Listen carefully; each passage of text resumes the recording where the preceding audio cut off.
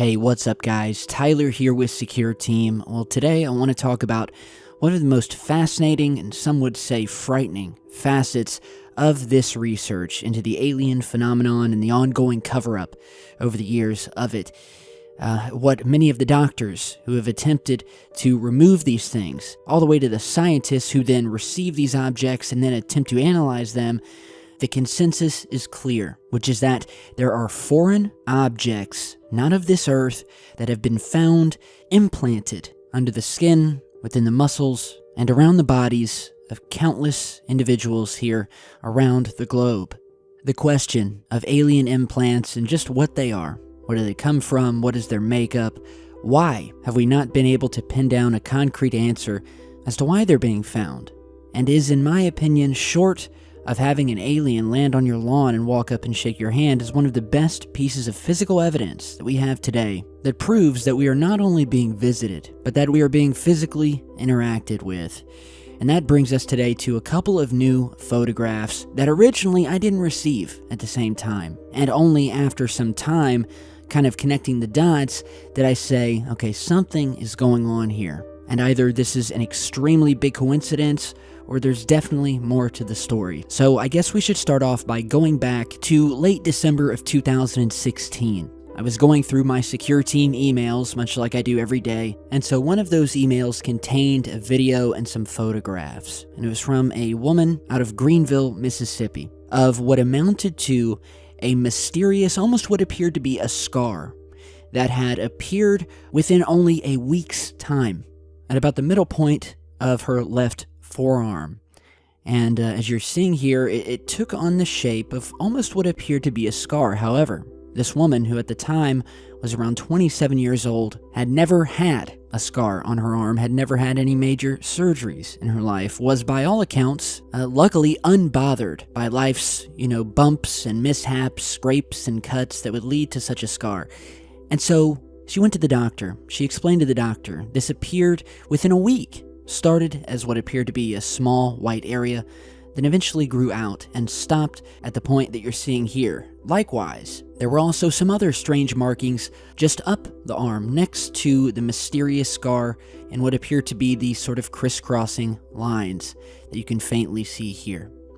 So the doctor says, well, it's not a tumor. It doesn't seem to be cancerous, and although it took the shape of a scar, the doctor himself knew that this woman had never been cut, seeing as he had been her doctor since she was a child, and having checked her medical records and so on, there was no indicator that she had ever gotten stitches or anything had occurred involving her arm or her forearm. So the doctor's dumbfounded, and he's not able to give her an honest answer.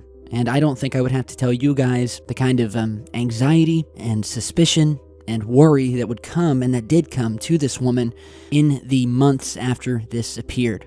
Now, at the time that I received this video in the email, I had responded to the woman, explaining to her that I would do all I could to help, although I didn't know what I could really do. But I did advise her to go and get an x-ray and to maybe see if there's something under there, if there's something more that can be done, or if she had already gotten an x-ray to send it over.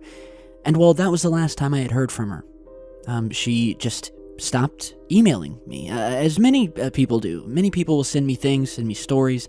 Some of them seem extremely desperate or worried, and then, very eerily, I will never hear back from them, even after having responded multiple times. And so the email kind of sat there, but it always stuck in my mind, as did the woman's story, because I truly did believe her. But again, what more could I do at that time? And so fast forward to this past week. I was going through my emails and I came across what appeared to be a very similar email and set of circumstances to this young woman from a couple of years back. I had received a photograph of yet another one of these mysterious scars, again said to have developed over weeks and weeks, but not more than a month. And again, on a relatively young woman in her early 30s. Again, on her left arm, however, the only difference was that this scar was on the underside of her forearm, as opposed to the top of the arm, which is where it was found on the original woman from 2016. So you're seeing that new image here, and I'll give you a side-by-side comparison. And I have to say, when I first saw this new email, I thought that it had come from the same woman, because I said, that's the same scar, it's the same size, it's in the same general area, it's on the same arm, and likewise, just above or below it, as in the first video, this woman also had these strange, sort of crisscrossing marks. And like the other woman, and like most people who find these strange markings or feel a strange lump under their arms or their necks, in many of these implant cases, they'll go to a doctor. And this time, along with this photograph, I was emailed a screen grab of one of the x-rays taken of the arm at a local urgent care that the woman finally went to, and your attention should immediately be drawn to something that's, well, out of place. The only thing that should be showing up is the bone. And yet what was immediately apparent to the doctor and to the woman was that something was in there. Something, they didn't know what it was, they didn't know how it got there, but something was there. What appeared as a darkened object. That the woman had no idea it was there. She didn't feel any lumps. Besides the strange scar that had appeared, she had felt nothing. Some people feel the lumps or feel the objects under there, but she didn't. It wasn't until the x-ray came. And so I've kind of crudely overlaid the x-ray over the woman's arm here just to give you an idea of exactly where this object was found. And you can see that it's almost precisely underneath this mystery scar. Again, I'm using scar loosely, which definitively shows that this object appears to be linked to this mystery scar. And under further examination, and this is according to the doctor, the object seemed, and this was just the opinion of the doctor, although he couldn't know for sure without doing surgery, but that the object seemed to be metallic in nature, some sort of solid metal. And not only that, but that it appeared, again, from looking at the x-rays, that it was sort of, I guess, wrapped in some sort of membrane, nerve cells, otherwise infused with the muscle and the tissue in the arm. And as of right now, they are scheduled to do surgery, and I am going to attempt to try to get some more video and photographs of what was taken out, if they can take it out. Now, why do I say if it can be taken out? Shouldn't things be able to be easily removed? Well, that's not the case when it comes to these mystery implants found in people. You know, there was a doctor, many of you have probably heard of him, his name was Dr. Roger Leir, who unfortunately is no longer with us. However, when he was alive, and to this day, he remains best known for being the alien implant doctor, the doctor who removed these things or attempted to remove these things. He has appeared and been featured in various documentaries, television shows, claiming that he had discovered proof of, quote, non-terrestrial experimentation on mankind. Starting at around 1995, he began examining a couple of women who believed that they were abductees and later extracted 2 small metallic foreign objects from both of the women.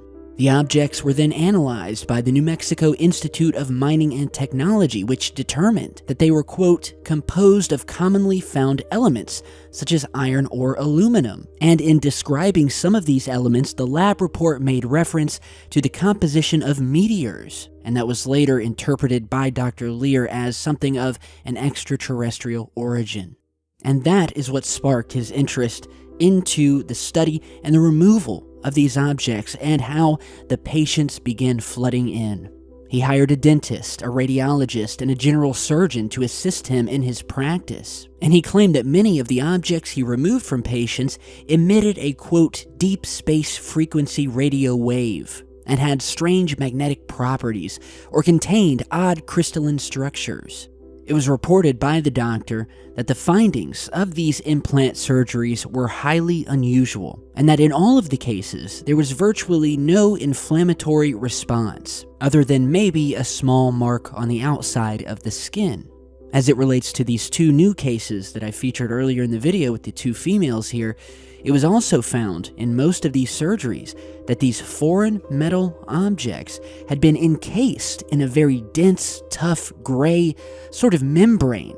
And it's a very tough biological cocoon, if you will, that in many cases made it virtually impossible to remove these implants because the implants themselves had been fused to the very nerve endings within the body. So there would be a massive pain response when attempting to remove them, oftentimes with the patient abruptly stopping the surgery or waking up out of a dead sleep. And so it would seem that these objects are fusing with the very nervous system of many of these individuals. And it looks like that is going to be the case with this new finding here of this woman who has been instructed, even with just a basic observation from her doctor, that this is definitely a foreign object. It appears to have this scar tissue sort of cocooned around it.